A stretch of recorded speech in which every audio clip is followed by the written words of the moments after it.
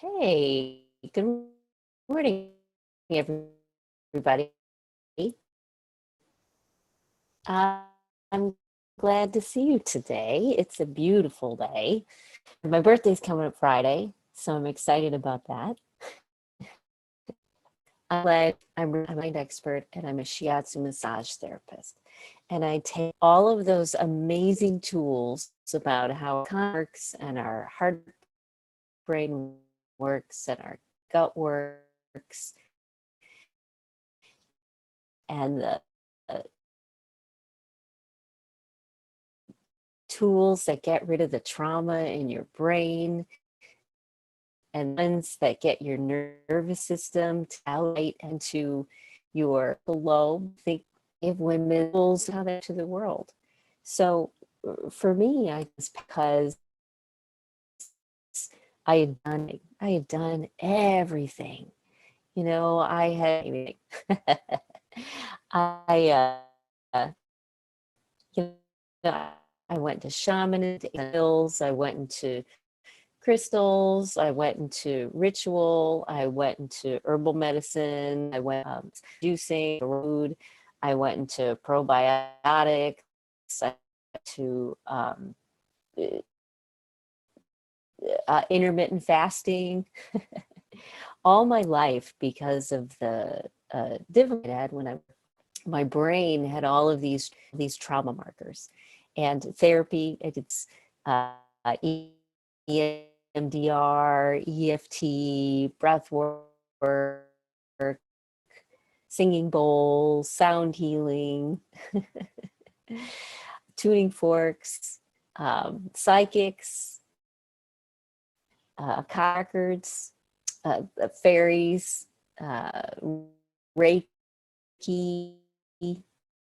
quantum physics, so many wonderful tools. But the problem is that those worked on resilience, they were resilience, and did get rid of some of the triggers, but it took forever. It would take hours or weeks or months, sometimes years, reacting, because I have all the best information. I have all of the magical science and metaphysical tools. I did prescription medication for anxiety, um, all sorts of things. So went to Colombia, studied with the indigenous people there, the Arawaku. Great tools, but I was still reacting.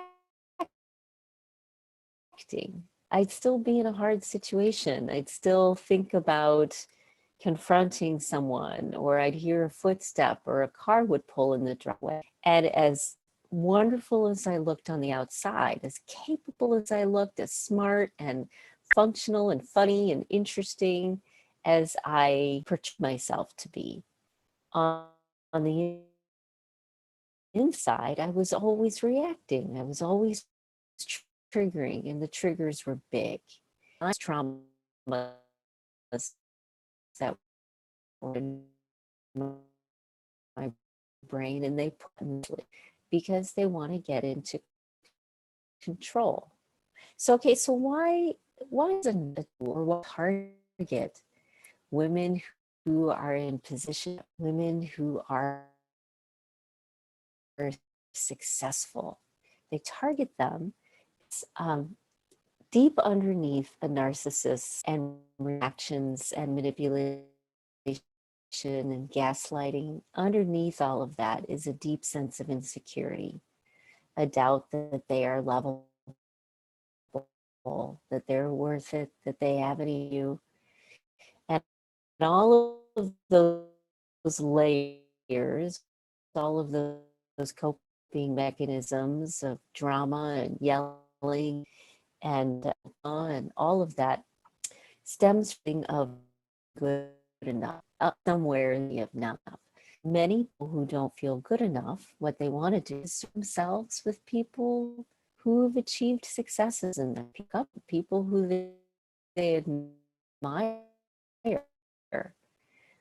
People want to be. They don't know how to be. They don't know how to be leaders. They don't know how to for thinking. They're naturally drawn. Who gives them that? It's a very normal sort of common sort of situation or narcissists and empath and those who dealt with codependent issues that do get in the way that a narcissist notice. But a lot of women who are codependent, they are very highly successful in life. They have achieved a lot. They run their own businesses, they're entrepreneurs, they're healers, they're leaders in their industry. They you don't people don't mess with them out in the business world. There's all this stuff going on.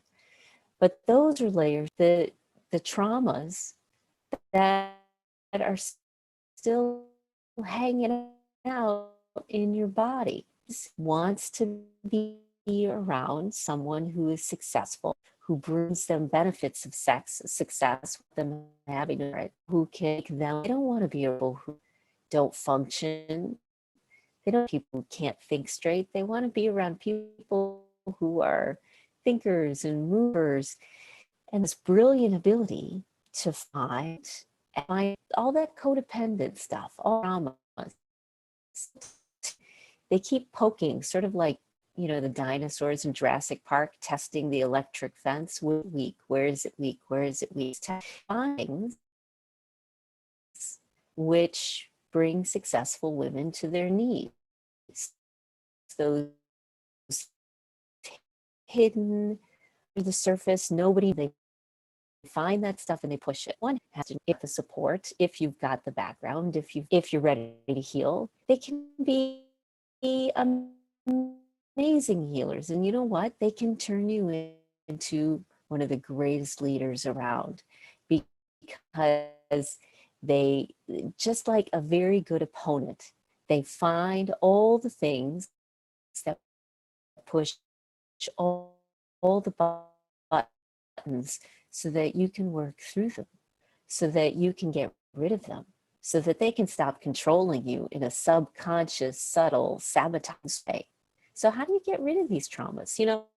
So all things that I studied, some of the things that I studied were in the field of therapy and psychology, especially world mind science. I love body mind science. Science of the human body works has been starting to catch up to all since time have been studying how we work, and they all created different metaphors and different understandings. They focus parts of it. They focus different aspects of healing of the body mind, and science would call it a lot of woo-woo. Understandably so, because it was metaphorical. It was based on the information they had. It was based on that culture's worldview. Finally starting to reinterpret these cultural medicines through a scientific eye and understand from the language of science what's happening. When we're traumatized, disorder as a kid, and trauma is something you felt out of control of, helpless to, and you didn't have help to process through. So it could even be a scary movie. It could even be watching abuse, watching things happen, stuff being on television. Kids are traumatized the whole thing and all of the fears. It's because they can't understand how to process through it. Kids can't understand abuse, emotional abuse, physical abuse, sexual abuse. They can't do it on their own. However, if you had that in your life, you probably did. And those triggers, those physical receptors, are still in your brain.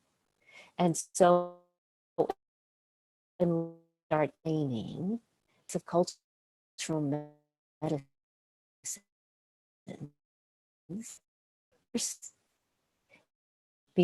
because we don't really understand what's going on through a modern lens, through a current lens, one that we can wrap our mind around. Otherwise, and sweat lodges, real dancing, and otherwise it's things that work, but we don't understand why. We can't really repeat it. It's not there for you to use when you need to use it. That's what science brings to the table. Science takes all of these cultural medicines, which have been working for cultures, and turns it into something we can embrace. We'll take that remove the trauma in your brain in seconds, in decades, seconds, cleans things up. And what does it do? It gets stress to get triggered less, and you can, because successful women or men, or but most clinical narcissists and most people with a lot of behavior disorders, many of them are men. A lot of them are women. A lot of women had mothers with mental health disorders, schizophrenia, bipolar, trauma, all sorts of things. But as we get older, we tend to push those things aside, and now we're working on other versions of narcissists that we've attracted and have come into our life, and reminding of us of all the mother issues or all the father issues or all the threats we were under. A narcissist wants to recreate their life too. If they felt insecure, they want to be around secure, happy, successful people. And they want to know how to dominate them because it makes them feel like now they've got control. If they can control the person that brings them success, then they're in control. We've seen it in a million different ways. How many brilliant, bright Aretha Franklin, uh, uh, who else am I thinking of? All sorts of really brilliant, powerful, creative, amazing women. Hillary Clinton, hopefully that didn't push too many buttons. All sorts of women who, right or left, up or down, under or sideways, whether you agree with them or not, successful women have been partnered with narcissists because that is actually the more realistic partnership.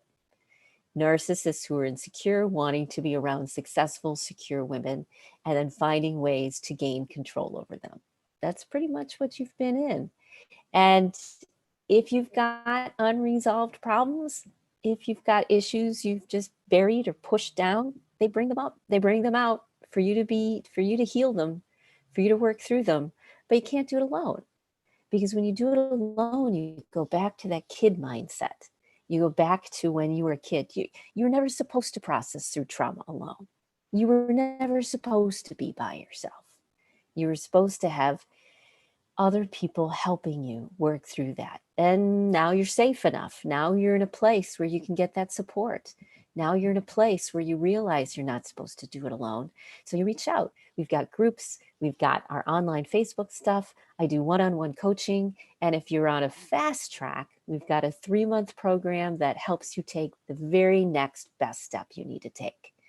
Whether it's filing for divorce, going through divorce, starting a new relationship, we do a 3-month program that really helps you make important decisions that get rid of permanently, forever, the trauma triggers that make you feel out of control, that give a narcissist the power to control you.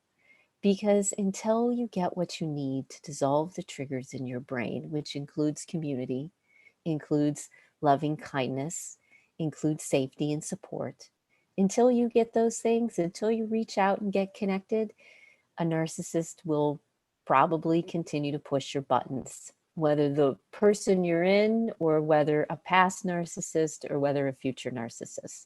Because if those buttons exist, they exist there for other people in their drama to use them against you, which isn't what you want. You don't want that at all. And when you get yourself cleaned up, when you get your brain science cleaned up and your gut cleaned up and your nervous system back online and you're making healthier choices, that's when you find peace. Not necessarily even when you get rid of the narcissist, not even when you've disassociated from it all and you don't care, or even when you've had an affair to escape. not even any of those things. Narcissists will still control you until you start to clean up the science of your brain. Okay. And as far as I know, not really anybody's doing this. They're doing it on a high level of therapy, but not to help us deal with the everyday dramas that living with or loving or being connected to or being in a relationship with a narcissist brings, which is constant daily drama.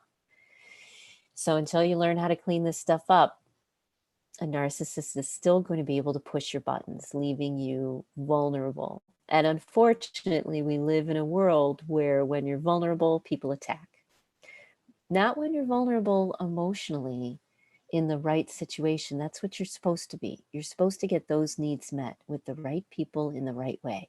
But once you get those things met, you can go into any relationship with anyone and stand your ground and make sure it turns out okay and direct it in the right way. And because you're more whole, you've reclaimed those parts of your soul. You finally made peace with and revisited the drama in an easy, safe, calm, quick, efficient, fast way that cleans this stuff up so that you can go back into life and be the leader you're supposed to be. Okay? So, if you know women who are struggling, successful women who look like they're disconnected, and you can feel that their foundation is starting to crumble, smart, funny, interesting, cool women who are in relationships with toxic people, pass these videos on. And if that's you, if you are so ready to let go of the drama, whether you want to do it at a slower pace or whether you want to do it at a faster pace, it doesn't matter. There's ways that we can get you on the right track. Okay. So reach out. You can message me, you can email me, you can text me, but reach out in some way and, and we'll find a way to get you out of the drama that you're in so that you can get back to living your life. Okay. Hope you have a great rest of your day. And I'll talk to you later. Bye.